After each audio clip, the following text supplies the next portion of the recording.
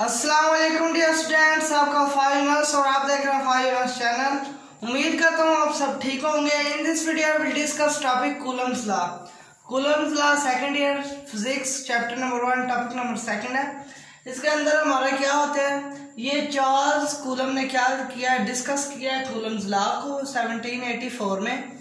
1784 Charles coulomb क्या था, वो फ्रेंच मिलिट्री इंजीनियर था। उसने कूलम लॉ को इस तरह डिस्कस किया, दो चार्जेस Q1 और Q2। उसका क्या किया, उसने कहा ये डायरेक्टली प्रोपोर्शनल है and the square of distance, उसका स्क्वायर ऑफ डिस्टेंस क्या था, उसका आर स्क्वायर, उसका क्या स्क्वायर ऑफ डिस्टेंस था, वो इनवर्सली प्रोपोर्शनल था। उसने फिर उनको कंबाइन किया डायरेक्टली और इनवर्सली को, चार्जेस को भी और क्या स्क्वायर को भी। इसी तरह कूलम्स लॉ की डेफिनेशन क्या होगी,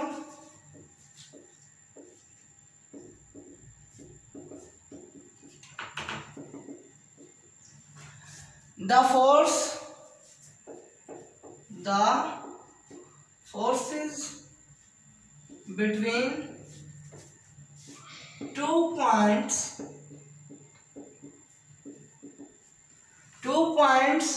of the charge, 2 point of the charge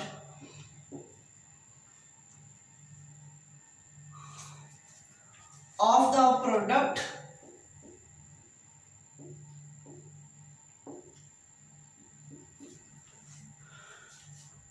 in the magnitude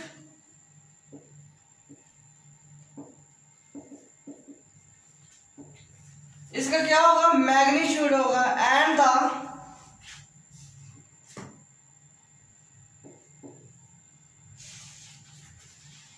square of distance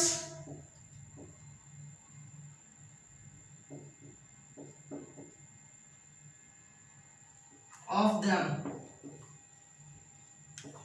This law is known as Coulomb law. This law is known as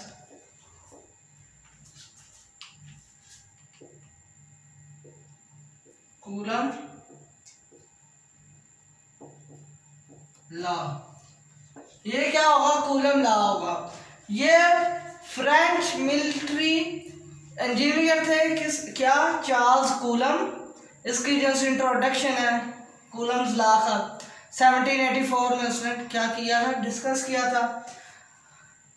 2 points of the charges, 2 point of charges क्या थी, वो charges जो 2 point थी इसकी, of the product in the magnitude, और उसकी क्या होगी, मैग्नीट्यूड होगी एंड स्क्वायर ऑफ डिस्टेंस। उसका स्क्वायर ऑफ डिस्टेंस किसका बना, फोर्सेस का क्या है, स्क्वायर ऑफ डिस्टेंस।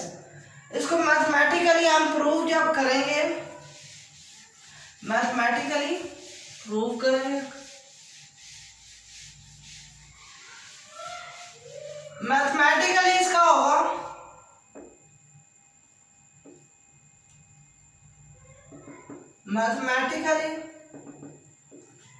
पहले इसका फोर्सेस, 2 फोर्सेस है, डायग्राम, ये डायग्राम है और एक ये डायग्राम है। ये Q1 और ये क्या है, Q2। ये पॉजिटिव है और ये नेगेटिव है, और ये सेकंड डायग्राम है, ये क्या है, Q दोनों प्लस में है, ये चार्जेस प्लस में है। अब उसने डेफिनेशन में क्या था, जो सी फोर्सेस ऑफ चार्जेस हैं वो इनवर्सली प्रोपोर्शनल है। फोर्सेस जो सी वो डायरेक्टली प्रोपोर्शनल होंगी, तो उसको क्या हम करेंगे, कॉम्बिनेशन करके इनवर्सली प्रोपोर्शन करेंगे। पहले हम क्या करेंगे, इसकी मैथमेटिकली देखते हैं। Forces directly proportional Q1 Q2, इसको इक्वेशन 1 मान लीजिए। उसके बाद F इनवर्सली प्रोपोर्शनल और इसको इक्वेशन 2 मान लीजिए। अब इक्वेशन 1 एंड इक्वेशन 2 को जब कॉम्बिनेशन करेंगे तो थर्ड क्या इक्वेशन बनेगी, वो किस तरह directly inversely proportional Q1 and combination of equation 1 and 2। इसका क्या होगा, फोर्स इनवर्सली प्रोपोर्शनल Q1 हमारे क्या है, चार्जेस हैं, and Q2 over R square. अब हमने इसको क्या करना है, ये इक्वेशन थर्ड मान लीजिए, इसको अब हमने कांस्टेंट वैल्यू बनाना है। तो कांस्टेंट बनाने के लिए इधर जब बराबर का निशान आएगा इज इक्वल टू का, तो फिर क्या साथ वैल्यू लगेगी कांस्टेंट k की, f is equal to k Q1 Q2 over R square. ये इक्वेशन आपकी बन गई 4। इसके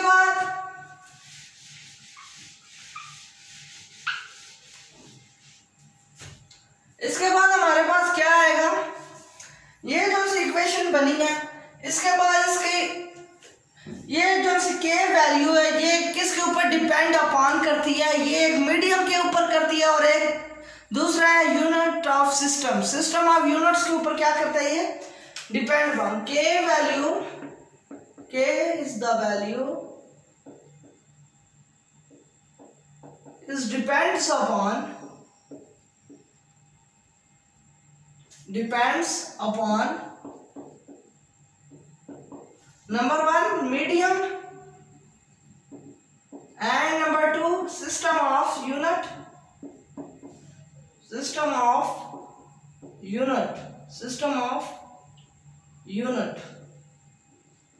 ये दो चीजों के ऊपर ये क्या करता है, डिपेंड करता है के। उसके बाद के की वैल्यू हमारी क्या होगी, 9 मल्टीप्लाई इसकी के की वैल्यू मैं आपको बताऊं,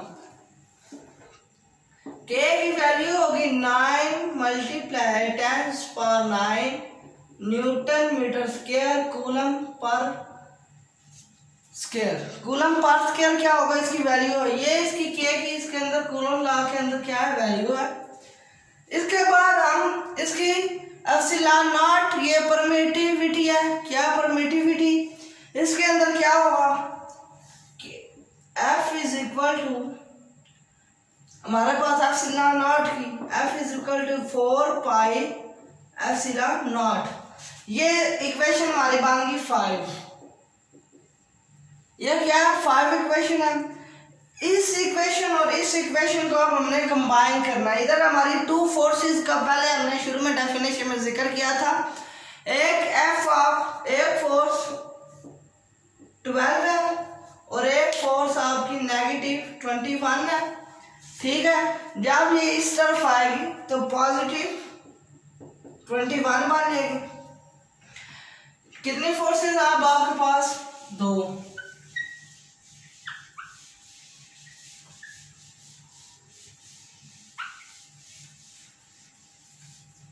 अब फोर्स पहले नंबर पर हमारे पास 12, इसको और उसको क्या करना है, कॉम्बिनेशन, इक्वेशन 4 और 5 कॉम्बिनेशन से हम बनाएंगे 1/4 पाई एप्सिलॉन नॉट। क्या बनाएंगे, एप्सिलॉन नॉट, और F हमारा क्या है, 12 है। और यहाँ पे अब हम देखेंगे वो वाली value Q1 charges of square वाली, Q1 Q2 और R स्क्वायर। ये हमारी क्या बन गई 6 इक्वेशन। अब हम 7 इक्वेशन कैसे बनाएंगे, 21 फोर्स का निकालें हम, 21 फोर्स का 1/4 pi epsilon not Q1 Q2 over R square. ये हमारा, अब इधर हमने R कैप साथ 21 निकाल देना, इधर भी R कैप 12। ये हमारी क्या बनेगी, छठी और 7वीं इक्वेशन बनेगी। इसके बाद लास्ट में हमारे जब कूलम लॉ की निकलेगी इक्वेशन, वो कैसे, F इज इक्वल टू, अब ये जो वैल्यू 1/4 पाई एप्सिलॉन नॉट और एप्सिलॉन R लगेगा इसके साथ। ये क्या है, परमिटिविटी ऑफ डिस्टेंस। इधर फिर Q1 Q2 and R square N cap. ये हमारी क्या होगी Coulomb's law. This statement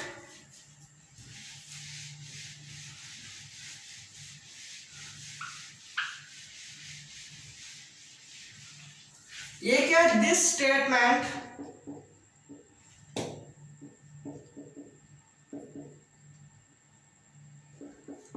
is true, hence prove that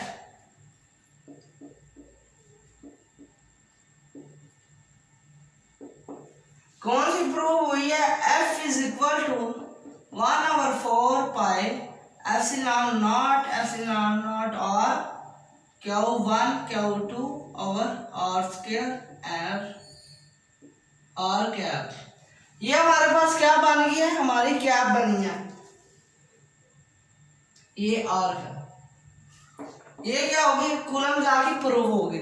ऐसी चार्जेस वो शुरू में मैंने आपको बताया था, ऐसी चार्जेस दो चार्ज जो पहले इनवर्सली डायरेक्टली प्रोपोर्शनल है और फिर उसका स्क्वायर ऑफ डिस्टेंस क्या होगा, वो इनवर्सली प्रोपोर्शनल होगा। जब इनको कंबाइन करेंगे तो फिर ये इनवर्सली स्टेटमेंट बनेगी ये वाली, और फिर लास्ट में इसको कांस्टेंट वैल्यू बनाएंगे। यहाँ पर हमारा आज कूलम लॉ का टॉपिक एंड हो गया। उम्मीद है आपको समझ भी आई होगी। जहाँ समझ नहीं आई होगी वो आप मुझे कमेंट सेक्शन में बता दें और मैं वहाँ से आपको गाइड करूँगा। प्लीज़ मेरे चैनल को सब्सक्राइब कीजिए और बेल आइकन पर ज़रूर क्लिक कीजिए ताकि हर आने वाली नई वीडियो आप तक नोटिफिकेशन में शो हो जाए और आप देख सकें। अल्लाह हाफिज़।